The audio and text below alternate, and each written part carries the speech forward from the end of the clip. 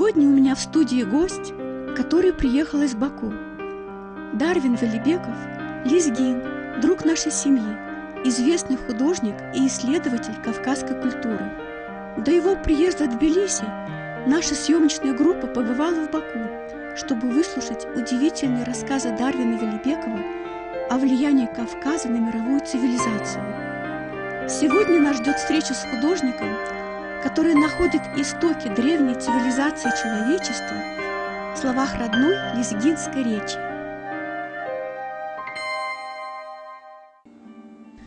Дарвин Велибеков родился в Дагестане, живет и работает в Баку.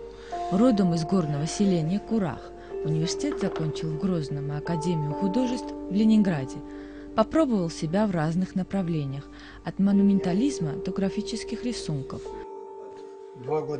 160 его работ стали иллюстрацией Красной книги Азербайджана и признаны лучшими в этом роде на международной книжной ярмарке в Москве в 1989 году.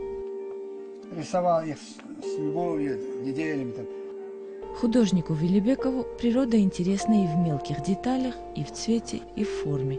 Этот интерес начался в детстве. Именно из первых воспоминаний появились насыщенные фиолетовый, розовый и желтые цвета, которыми так выделяются его картины. Аул наш, где я жил, это особое красивое место. Там проводится ежегодный праздник цветов. Цветы собирали, сдавали, так как в аптеке, мы там, да, вот. Все крыши в цветах бывали, фиолетовые цветы. Вот. Природа всегда очаровала меня в детстве, я жил на природе. Может быть, это и сказалось на то, что я люблю пейзаж, до сегодняшнего дня пишу пейзаж. Да. Отец, мать, мои сестры с братом. Дарвин происходит из семьи лезгинских беков.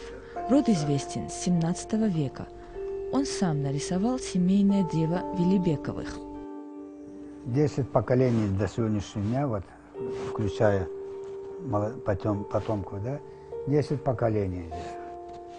Вот я здесь, вот, у меня 2 детей.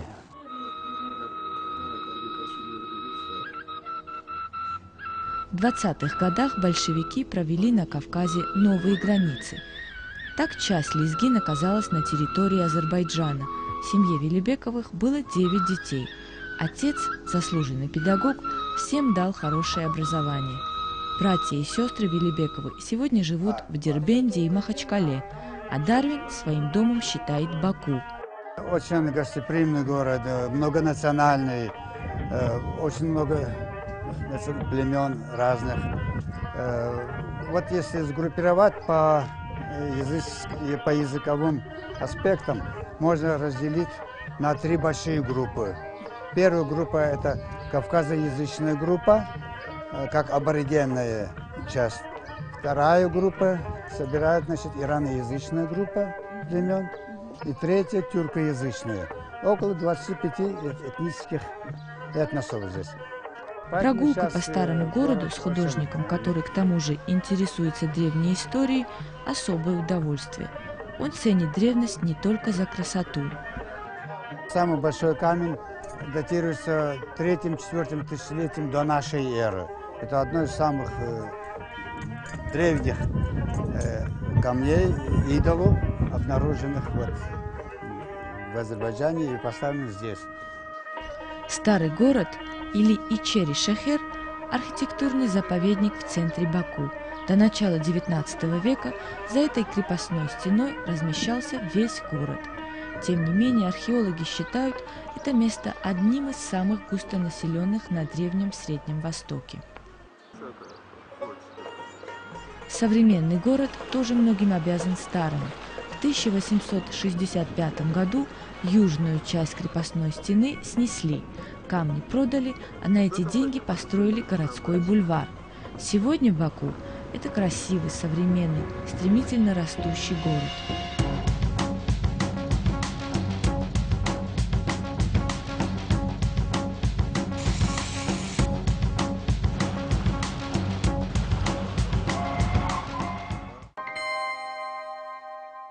Уважаемый Дарвин, вы известный художник в Азербайджане. В Баку открыт музей современного искусства, и там висят ваши картины. Чудесные, абстрактные полотна. Что вы можете сказать об этом направлении в искусстве? Абстрактное искусство означает искусство, живопись или любой другой вид, где не виден предмет, беспредметное. А как вы к нему пришли? Я начинал с детства, с натуры писать, реалистически писал. Но после окончания Ленинградского высшего художественно-промышленного училища имени Мухиной я занимался монументальным искусством, потом перешел в 80-е годы на абстрактное искусство. Писал большие холсты, она была как раз новым направлением где-то начала 70-х годов и 80-х годов. Но после так называемой перестройки меня потянуло в детские восприятия именно на природу. Я стал писать с натуры. Езжу месяцами, иногда по 2 месяца в самые красивые уголки Азербайджана и Дагестана, и, в общем, другие регионы Кавказа. Я пишу очень много с натуры, меня эта натура, сама природа вдохновляет. Я стараюсь более, как можно, быть чувственным, понимающим свою родную природу кавказской природы. Я считаю, что писание с натуры – это в то же время обращение к Богу, это понятие Бога в себе. Вот я считаю, что писание с натуры – это есть настоящая медитация. Но лично меня, допустим, больше всего тяготею я к трансавангардному направлению. Она мне по душе, по энергетике, по своему, как его, строю, по пластике. Вот. А вот если общение с натурой, особенно с природой, это общение с Богом, как вы говорите, то абстракция – это… Абстракция – это внутренний мир, порыв, эмоции, энергия своего внутреннего. И в то же время эксперимент свой.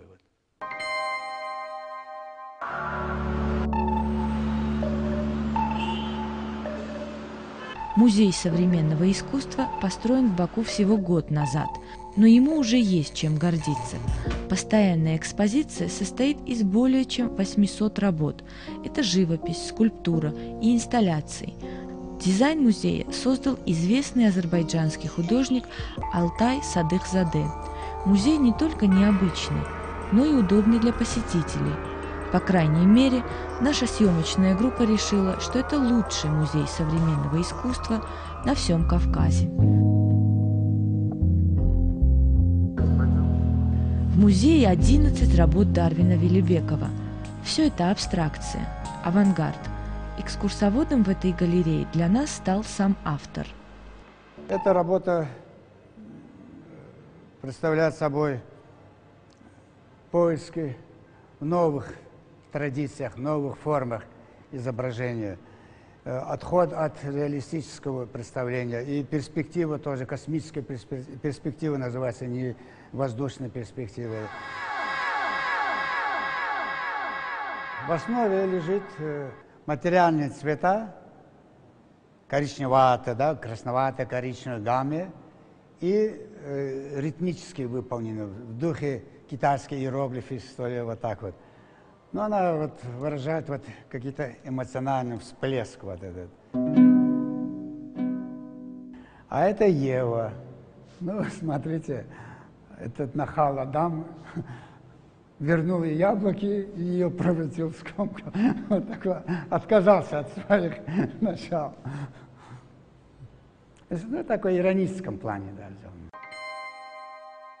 А как сейчас молодежь воспринимает это искусство и отношение молодежи к нему? Я думаю, однозначно нельзя говорить, потому что все это зависит, в какой подготовленности зритель находится.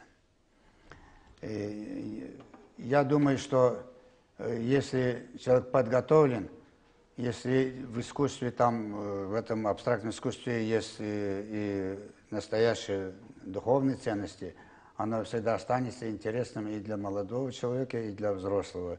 Но нельзя однозначно понимать, что любое абстрактное искусство, оно одинаково. Все зависит, в какой степени подготовлен художник. Он Даже сам Кандинский говорил. Я не доверяю, говорит, художникам, которые не умеют писать и рисовать в традиционном классическом понятии и берутся за абстрактное искусство. Абстрактное искусство – это происходит от усовершенствования форм, от более глубоких знаний. Выражение «свободный художник» для авангардистов актуально как никогда. Они всегда стараются от чего-то освободиться, либо от формы, либо от цвета, либо от штампов. Даже гениального Низами авангардист Велибеков изобразил в виде 3 квадратных полотен. Здесь главное символы и, конечно, знание поэзии средневекового Востока. Я решил только цветом. 3 цвета, ну, в сложных вибрациях, с фактурой, на основе фактуры. Образ я так воспринял посвящение самого Низами. Начало жизни, сама жизнь, борьба и конец. Эта картина посвящена трагическим событиям в Баку 1990 года. Январский штурм Баку – одно из преступлений советской системы. Мирные жители против танков. Кровавый итог трагедии – 131 погибший, более 700 раненых.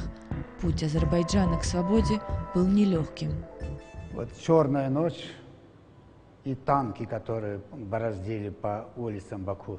Вот это ощущение, вот этой тяжести, трагедии, вот она этому посвящена. Вот. Абстрактное искусство появилось в начале 20 века. Основателем считается великий художник Кандинский. Он первый написал картину, полностью изгнал предмет из картинной плоскости. Вы знаете, 20 век – век экспериментов, новая архитектура, новое время, оно направило, раскрыло перед художниками большие возможности, большие двери. И Кандинский, как основатель, вслед за ним Малевич, другой крупный художник, тоже пророк 20 века, один из художников, глашатай, так сказать, вот, полностью стремился порвать с традиционной формой письма прошлых веков, традиций. Освободил живопись, в конце концов, от цвета уже. Вот этот знаменитый черный квадрат – это не что иное, как отказ от цвета, от традиционных форм. Многие поворачиваются уже к более духовной живописи, духовному искусству, что в будущем она определенно заявит свои права и восстановит гармонию вечных ценностей. Для меня природа – это понятие, совместимое с Богом. Сама природа как понятие для меня, как Бог. Чувствование Бога, и через природу я больше ценю, чем даже религия, понятие религии. Мне природа, она понятна, она мне всегда подкармливает, она меня всегда сохраняет, мне дает силу, мне лечит. Тайное знание о природе мира человека – это одно из назначений эзотерики. Можно сказать еще короче – самопознание.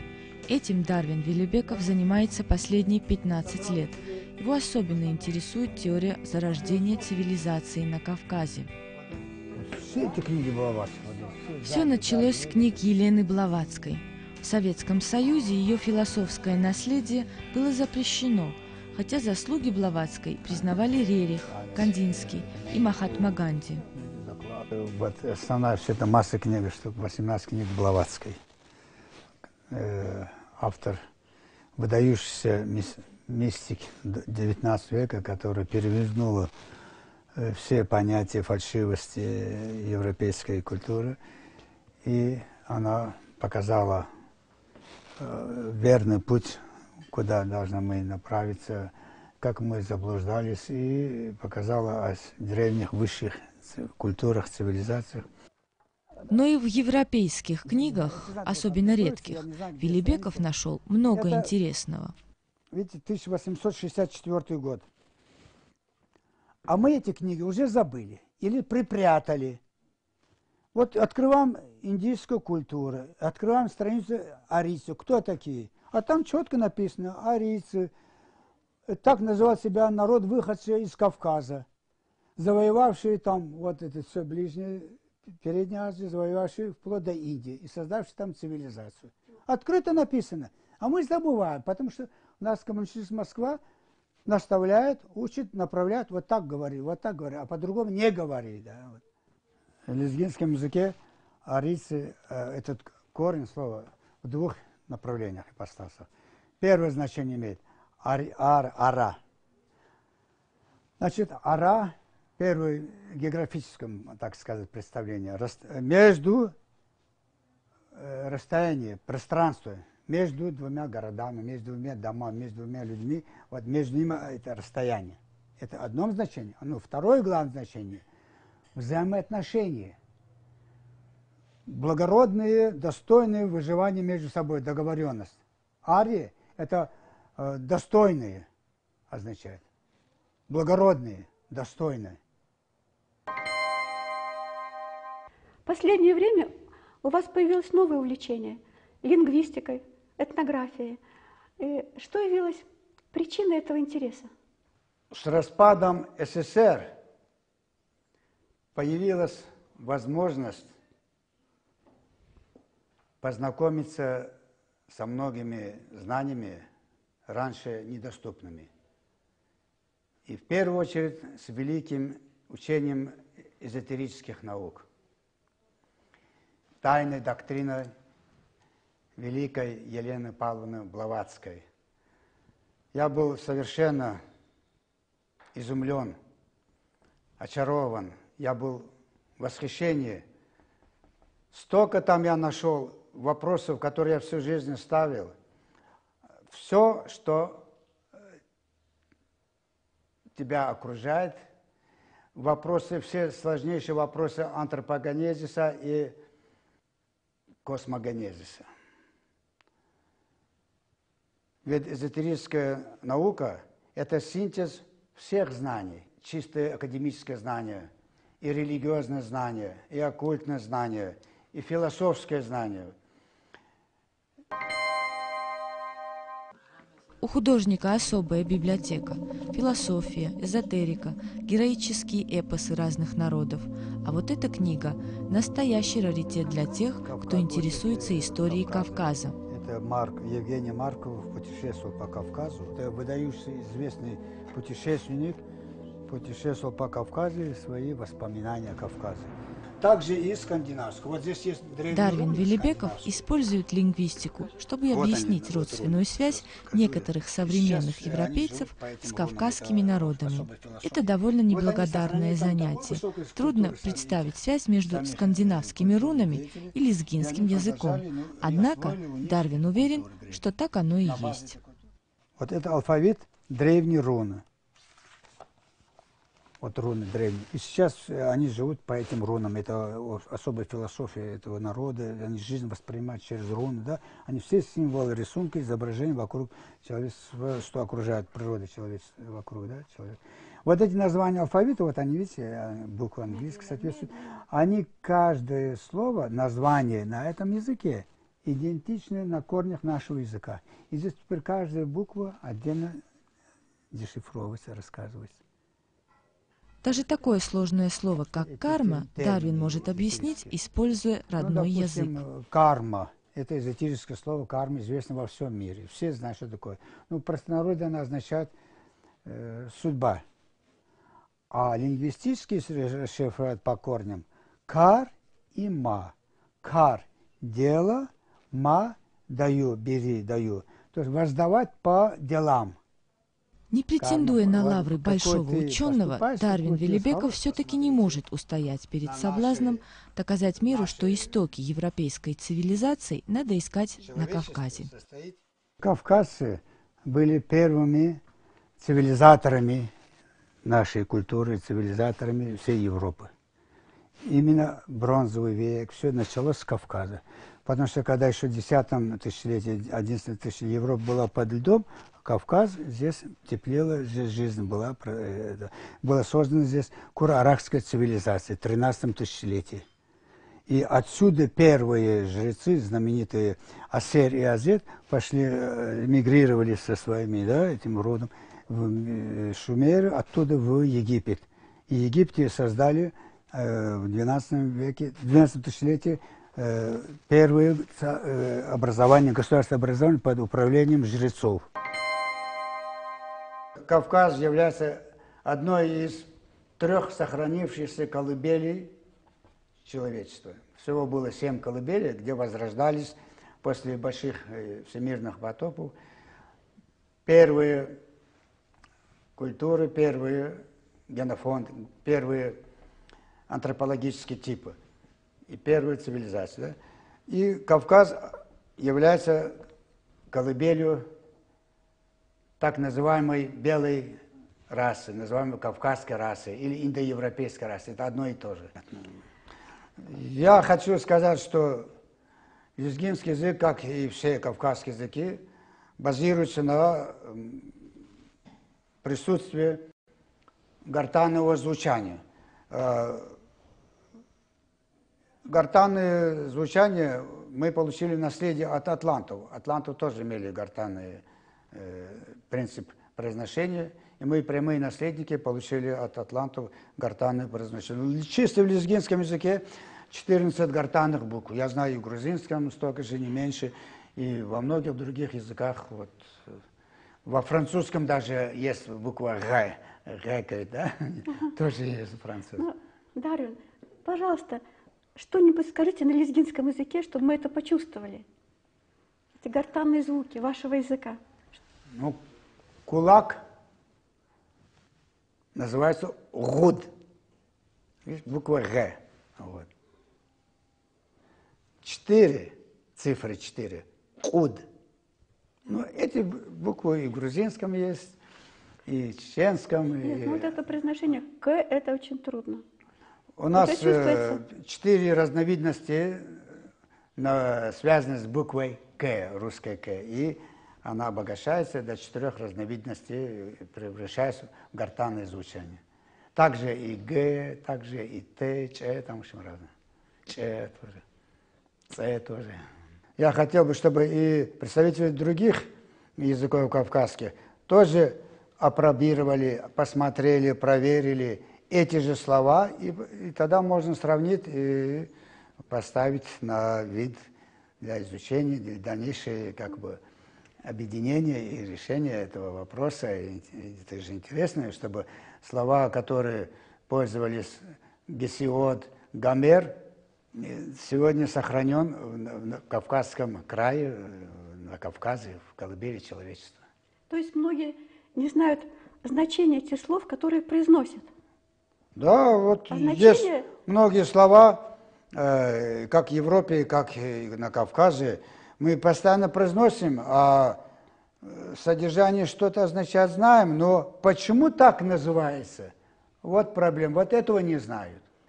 Христос, да? Угу. В древнегреческом или в латинском языке пишется хразтос, хразитос. То есть совсем по-другому, да, уже? Хразитос. А на лезгинском открыто слово, которое в груди у меня. Хыр, храм, это слово от хыр, это грудная клетка. Даже слова апостола Павла, храм у тебя, говорит, в груди. И пусть Христос войдет в грудь, в храм, который у тебя внутри. То слово, которое в груди. То есть, Блаватский называл это голос безмолвия, внутренний голос. Также в искусстве, когда говорят талант, да, кто-то талант или не талант, это именно когда художник, творец, поэт, писатель через Бога творит. То есть через внутренний дух свой.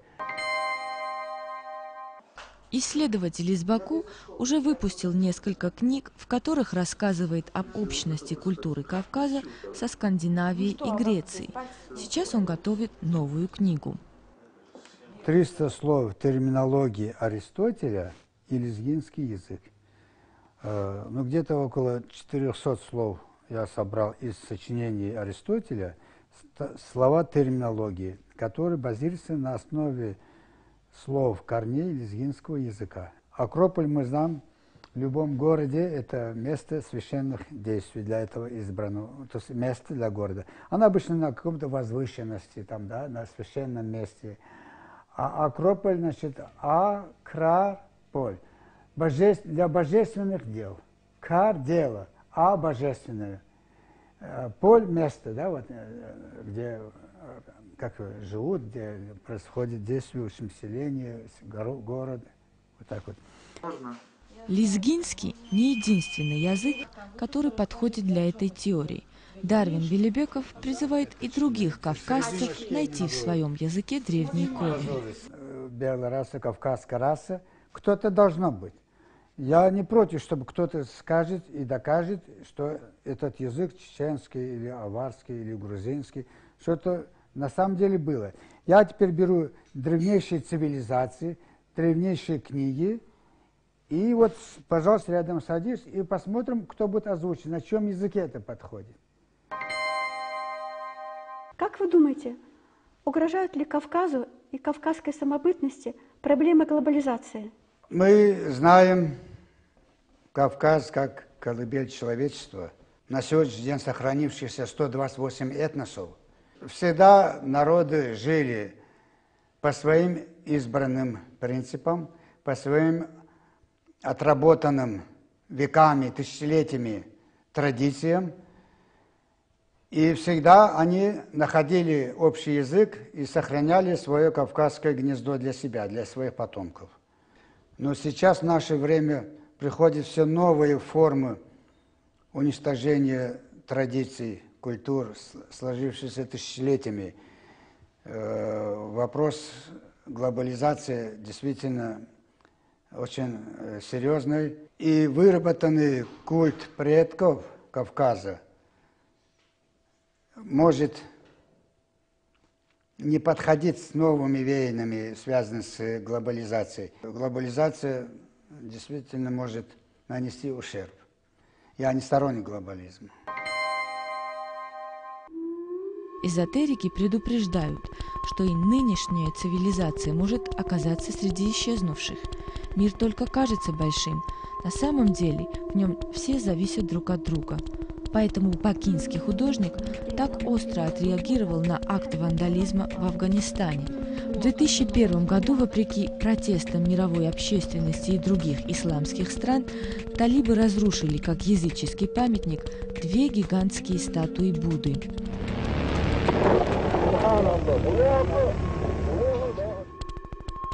В ответ Дарвин Велибеков написал статью, в которой призывает людей победить свои пороки, чтобы не исчезнуть с лица земли. Эзотерики считают, что современное человечество находится пока на самом низком уровне развития. Бич современности – лицемерие. Язык человека стал средством для того, чтобы скрывать свои мысли, а не передавать истинные. Еще Велибеков считает, что человечеству нужно преодолеть культ власти и денег и прекратить делать вид, что вооружение нужно для обороны.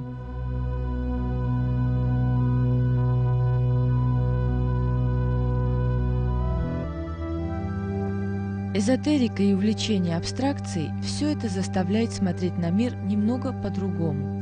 Мир – общее пространство, но состоит из многих важных деталей.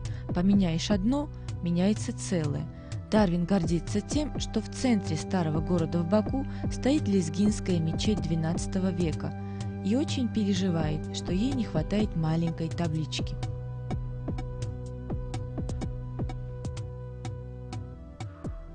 В настоящее время почему-то исчезла вывеска, где было написано «Лезги мечеть охраняется государством», построена в 1167 году. Сейчас вот несколько месяцев или больше его нет. Ну, сказали, когда я уточнял, в чем дело, где вывеска, сказали, он внутри находится.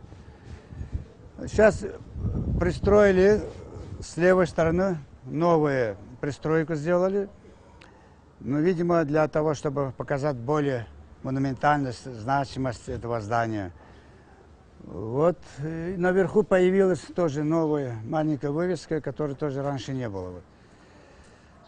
Вот сейчас это действующая мечеть суннитского толка, очень маленького размера, где-то около 200 прихожан.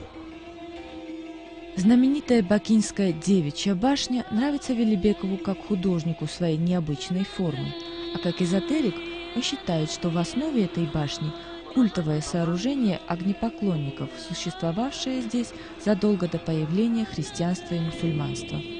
Кстати, официальная наука археология подтверждает, что люди на территории современного Баку поселились еще в бронзовом веке. Рядом с таким попутчиком, как Дарвин Велибеков, так и хочется что-нибудь исследовать. В старом городе нам это удалось довольно быстро. Внимание привлекла вывеска ковровой лавки Алаверды. В Грузии во время застолья так называется не только передача права произнести тост, но и большой христианский храм в Кахетии. Нам все объяснил хозяин лавки, который сидит под этой вывеской уже 40 лет. Алаверды, так меня зовут. И такое же название у моей лавки. Алаверды называют мосты и другие строения. Это означает «Бог дал». Сочетание разных религий, народов и культур – это большое богатство и ответственность. К этому надо подходить с душой художника и осторожностью ученого. И тогда Кавказ откроет еще много тайн. Как вы думаете, прийти нам к миру на Кавказе? О, какой сложный вопрос. Мир на Кавказе должен быть и обязательно будет. Мы должны быть сплочены в своем кавказском интересе. Мы сами, наши деды, прадеды тысячелетнего века, сами находили пути без подсказок извне. Если мы будем соблюдать традиции, которые нам оставили наши деды, наши предки, и я имею в виду и тысячелетиями назад, то все будет нормально, и колыбель останется. То, что мы прошли железный век, называемый Кали-юга, который начался 5000 лет назад, вот, с этого времени начался век распри, век войн. Кстати, на нашем языке Кали-юга, название, да, цикла браминское, да, называется действительно век распри, век войн. Но, к счастью, этот цикл закончился. Мы сейчас вступили в новый цикл Сатья-юга, называемый век единства, век благоразумия, век взаимопонимания. Но этот отрезок, промежуток между переходом век Кали-юга в Сатья-юга, где-то 100 лет, так сложно будет, колебаниями будет, но обязательно мы вступим в новый век, век духовного расцвета. Человечество прошло только половину своего пути. Так называемый конец света, это башня, это человечеству около суждено существовать. Поэтому будьте спокойны, творите, любите, главное, любовь к человечеству, и любить ради ближнего, ради человечества.